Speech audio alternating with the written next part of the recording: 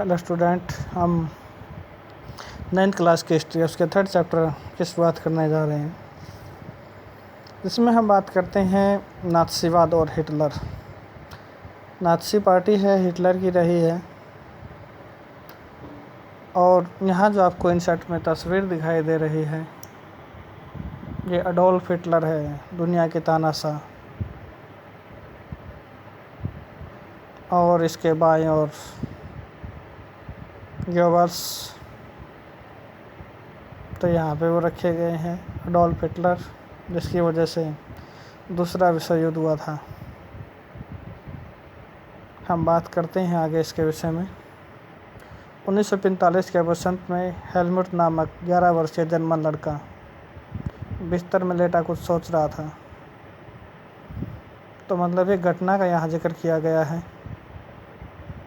जिसके परिवार को हिटलर की वजह से मरना पड़ा। और तभी उसके माता पिता की दबी सी आवाज़ सुनाई दी उसने, हेलमुट के माता पिता की। हेलमुट कान लगाकर उनकी बातें चित सुनने की कोशिश करने लगा और वे गंभीर स्वर में किसी मुद्दे पर बहस कर रहे थे। हेलमुट के पिता एक जाने माने चिकित्सक थे और उस वक्त वे अपनी पत्नी से एक बारे में बात कर रहे थे कि क्या उन्हें पूरे परिवार को ख़त्म कर देना चाहिए या फिर अकेले ही आत्महत्या करनी चाहिए। उन्हें अपना भविष्य सुरक्षित दिखाई नहीं दे रहा है। वे घबराहट भरे स्वर में कह रहे हैं, जब मित्र राष्ट्र भी हमारे साथ वैसा ही बर्ताव करेंगे जैसे हमने अपाहिजों और यहूदियों के साथ किया है, क्योंकि इन्होंने उन्हें मारा है, मौत के घाट उतार दिया, यहूदियों को, अपाहिजों को। अगले दिन वे हेलमुट को लेकर बाग में घूमने गए और आखिरी मौका था जब हेलमुट अपने पिता के साथ भाग गया था। मतलब उसके बाद उसके पिता मारे जाते हैं। दोनों ने बच्चों को पुराने गीत गाए और खूब सारा वक्त खेलते कूदते बिताया। कुछ समय बाद हेलमुट के पिता ने अपने दफ्तर में खुद को गोली मार ली और आत्महत्या कर ली।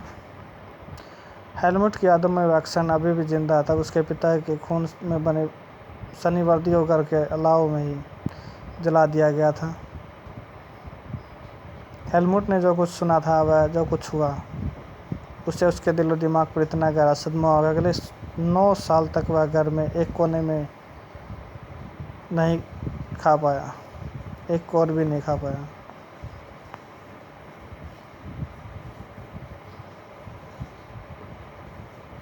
और उसने यही डर सताता रहा कि वह कहीं उसे माँ जहर ना दे दे। तो बातें यहाँ हैं। मित्र राष्ट्रों की अगर हम बात करें, इसमें मित्र राष्ट्रों का नेतृत्व शुरू में ब्रिटेन और फ्रांस के हाथों में था। 1941 में सोवियत संघ और अमेरिका भी इस गठबंधन में शामिल हो गया। सोवियत संघ, रूस और अमेरिका, ब्रिटेन और फ्रांस, और उन्हें दूसरी शक्तियाँ यानी कि जर्मनी, इटली और जापान जैसे का मिलकर सामना किया। मतलब मित्र राष्ट्र और दूसरी राष्ट्र थे जर्मनी, इटली और जापान। इनके जो क्या है आपस में युद्ध हुए हैं। हेलमुट को शायद समझ में न आया कि, लेकिन हकीकत यह है कि उसके पिता नात्सी थे और वे एडोल्फ हिटलर के कट्टर समर्थक थे। मतलब उनके साथ मिलकर उनके कार्यों में साथ देने वाले थे वो। आप में से कई बच्चे नात्सी और उनके नेता हिटलर के बारे में जानते होंगे। आपको शायद पता होगा कि हिटलर जर्मनी दुनिया का सबसे ताकतवर देश बनाने के लिए कटिबद्ध था, जर्मनी का शासक, और वह पूरे यूरोप को जीत लेना चाहता था। और उससे यह भी सुना होगा कि उसने यहूदियों को मरवाया था, क्योंकि उस एक अफवाह फैली थी कि यहूदियों ने ईसा मसीह को मारा है, इसलिए यहूदियों को मरवा दिया गया। लेकिन नात्सीवाद सिर्फ इक्का दुक्का घटनाओं का नाम नहीं है, यह दुनिया और राजनीति के बारे में एक संपूर्ण व्यवस्था है। विचारों की एक पूरी संरचना का नाम ही नात्सीवाद है। आइए समझने की कोशिश करें कि नात्सीवाद का मतलब क्या है। और इस सिलसिले में सबसे पहले आप देखें कि हेलमुट के पिता ने आत्महत्या क्यों, वे किस चीज़ से डरे हुए थे। 1945 में जर्मनी ने मित्र राष्ट्रों के सामने समर्पण कर दिया। मित्र राष्ट्रों के सामने जर्मनी यहाँ है, जर्मनी, इटली जो दूसरी राष्ट्र रहे हैं, उनमें से हिटलर को अंदाज़ा हो चुका कि उसकी लड़ाई का अक्षय क्या होने वाला है। इसलिए हिटलर, उसके प्रचारक मंत्री गोबल्स, जो यहाँ नाम दिया गया गोबल्स, जो उसके प्रचारक मंत्री रहे हैं, बाएं तरफ ये आपके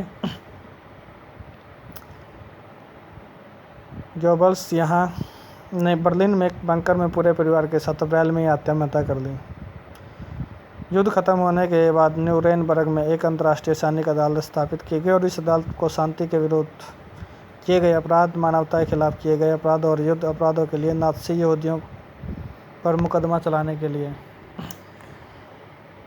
का जिम्मा सौंपा गया। और युद्ध के दौरान जर्मनी के व्यवहार, खास तौर से इंसानियत के खिलाफ किए गए अपराधों की वजह से कई गंभीर नैतिक सवाल खड़े हुए यहाँ पे, और उसके कृत्यों की दुनिया भर में निंदा की गई।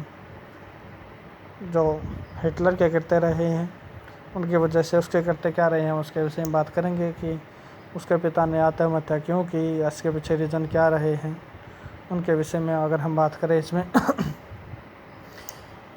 कहता है कि दूसरे विश्व युद्ध के साय में जर्मनी ने नरसंहार शुरू कर दिया, लोगों को मारना शुरू किया, जिसके तहत यूरोप में रहने वाले खास नस्ल के लोगों को सामूहिक रूप से मारा गया। जो यहूदी थे उन्हें मारा गया है। इस युद्ध में मारे गए लोगों में 60 लाख यहूदी, 2 लाख जिप्सी, 10 लाख पोलैंड के नागरिक थे। साथ ही मानसिक शारीरिक रूप से बेकार किए गए 70 जर्मन नागरिक भी मार दिए गए। 70,000 जर्मन नागरिक भी मारे गए हैं। और इसके अलावा न जाने कितने ही राजनीतिक विरोधियों को भी मौत की घाट सुला दिया गया, मतलब उनके विषय में भी यहाँ संख्या नहीं दी गई है। इतनी बड़ी तादाद में लोगों को मारने के बाद ऑस्विट्ज़ जैसे कत्ल खाने बनाए गए जहाँ जहरीली गैस लोगों को एक साथ मौत के घाट उतार दिया गया। उन बंकर्स में उनमें रखा गया और जहरीली गैस छोड़ के उन्हें मारा गया है। न्यूरेमबर्ग अदालत ने न केवल 11 मुख्य नाज़ियों को मौत की सज़ा दी गई, बाकी आरोपियों में बहुतों को उम्र कैद की सज़ा सुनाई गई। सज़ा तो मिली, लेकिन नाज़ियों को जो सज़ा दी गई वह उससे बर्बरता और उससे जुल्मों के मुकाबले बहुत कम थी।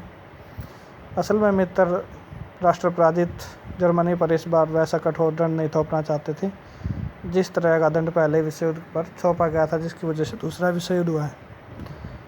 और बहुत सारे लोगों का मानना है कि पहले विश्व युद्ध में आखिर में जर्मनी के लोग जिस तरह से अनुभव से गुजरे हैं उससे नाज़ी जर्मनी को उदय का योगदान दिया है। तो उनकी कठोर नीतियों की वजह से ही नाज़ियों का युद्ध हुआ है, तभी दूसरा विश्व युद्ध हुआ है। अब नहीं चाहते कि इस तरह कोई युद्ध हो, इस वजह से ज़्यादा कठोर उन पर नीतियाँ नहीं थोपी गई हैं। आगे हम पढ़ेंगे वायुमन गणराज्य का उदय है। तब तक धन्यवाद।